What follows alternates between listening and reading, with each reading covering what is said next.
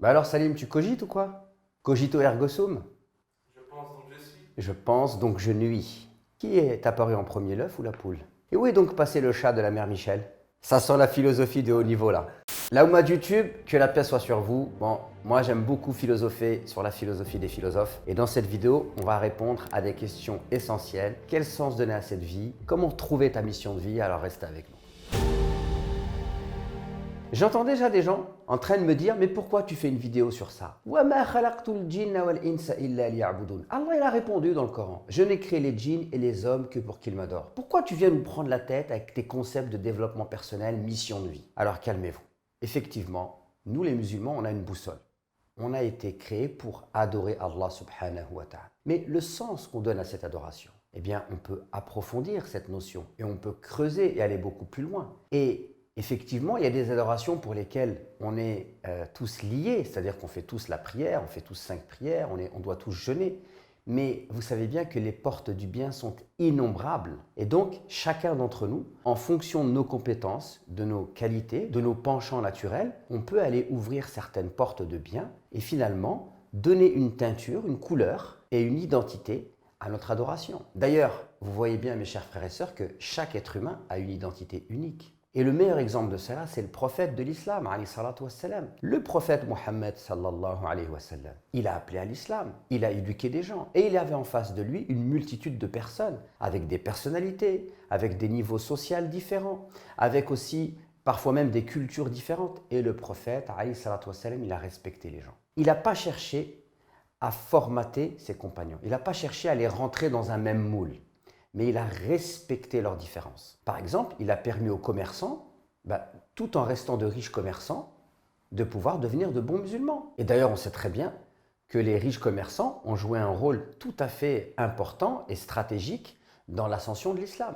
Le prophète, il n'a pas cherché à faire en sorte que tous les musulmans deviennent des savants de l'islam. Et même ceux qui allaient vers la science, il a respecté leurs différentes compétences. Mu'adh ibn Jabal était par exemple spécialiste du halal et du haram. Certains compagnons étaient plutôt spécialistes du Coran. Certains compagnons étaient plus spécialistes de la récitation. On voit aussi que le prophète s'est appuyé sur certains scribes parce qu'ils avaient cette compétence d'être capable d'écrire, une compétence qui était rare à l'époque. On voit par exemple que le prophète s'est appuyé sur certains compagnons qui maîtrisaient l'art de la guerre, comme Khalid ibn al-Walid. Et d'ailleurs, Khalid ibn al-Walid, on dit qu'à la fin de sa vie, il est rentré dans une mosquée et il a dit aux gens, enseignez-moi ce que j'ai délaissé. C'est-à-dire qu'il a été tellement occupé après la mort du prophète à préserver les frontières des musulmans qu'il n'a pas pu s'intéresser pleinement à la science. Le prophète a tellement respecté le caractère unique des gens qu'il a permis à chacun d'entre eux de trouver un moyen d'élévation spirituelle. Par exemple, même ceux qui étaient pauvres et qui étaient dans le dénuement le plus total, il a réservé dans sa mosquée un endroit qu'on appelle Ahl-Suffa, c'est-à-dire le fond de la mosquée. Et cet endroit, il existe encore à Médine, c'est-à-dire quand vous allez visiter la mosquée du prophète, on vous dit cet endroit, c'était ce qu'on appelle Ahl-Suffa. Et en fait, c'était des gens qui étaient dans le dénuement. Et ces gens-là, ils ont une particularité. Comme ils étaient tout le temps à la mosquée, ils passaient leur temps à jeûner.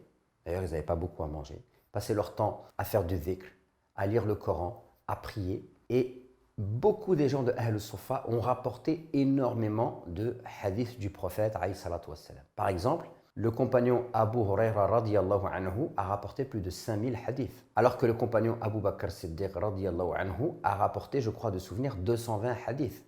Parce que Abu Bakr Siddiq radiyallahu anhu était occupé à commercer. Donc ce concept de mission de vie, on peut tout à fait l'harmoniser et le marier avec la vision de l'islam. Dans l'islam, on a cette idée de transcendance. Nous sommes sur terre pour adorer Dieu. Et ça, on va dire que c'est une mission individuelle, mais on a aussi une mission collective. Ensemble, les êtres humains, on doit se souder pour essayer de faire triompher la justice, la bienfaisance, le bien, la vérité, l'entraide entre les gens, le respect des libertés individuelles. Et pour faire cela, chacun d'entre nous doit exploiter des qualités que Allah a mis au fond de nous. Et en fait, chacun d'entre nous, il a des qualités. Je vous invite juste à regarder les créatures dans le monde animal. Vous pouvez vous apercevoir que chaque espèce animale, elle a des qualités qui lui sont propres, qui lui permettent d'assurer sa survie. Par exemple, on peut voir que le moustique, il sait prendre du sang, il sait mettre un produit dans le sang pour qu'il ne coagule pas et que ça ne lui fasse pas du mal. Il sait faire des incisions, il sait faire une anesthésie pour que quand il nous pique, on ne sent rien. Méditez sur le fait qu'une créature aussi petite soit-elle, Allah il a mis en elle une multitude de compétences. Vous pouvez voir par exemple dans la nature, et j'aime souvent citer cet exemple, le putois. C'est un petit animal, mais Allah il lui a donné une capacité à lâcher une odeur nauséabonde qui fait que personne ne l'approche. Et c'est ce qui lui permet d'assurer sa survie.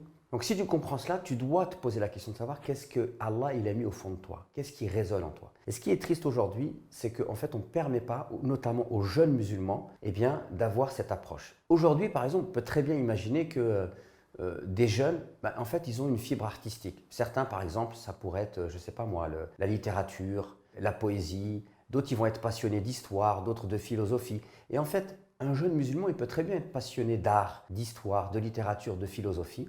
Il va exceller dans ce domaine et du coup, il va pouvoir participer à la da'wah, c'est-à-dire il va pouvoir participer à la prédication, au fait de montrer le véritable visage de l'islam. Et Dieu sait que pour les musulmans qui vivent dans des pays à majorité non musulmane, c'est quelque chose dont on a besoin. Organiser des expositions sur l'histoire et montrer que par exemple, il y a eu l'Andalousie musulmane où les juifs, les musulmans et les chrétiens ont coexisté de manière pacifique et qu'ensemble, ils ont fait des grandes choses, sans être non plus dans l'apologie. On pourrait imaginer par exemple que certaines personnes qui vont exceller dans le dessin peuvent revivifier l'art de la calligraphie et donc ils vont faire des calligraphies avec des lettres françaises mélangées à des lettres arabes par exemple. Et donc ils vont développer cet art et par cet art ils vont pouvoir faire passer des messages qui comportent des valeurs universelles qui vont ramener un petit peu de paix en France. Donc c'est extrêmement important de pouvoir laisser s'exprimer les qualités qui sont en nous pour pouvoir les mettre au service d'une mission qui est grandiose. Et cette mission grandiose, c'est votre mission de vie.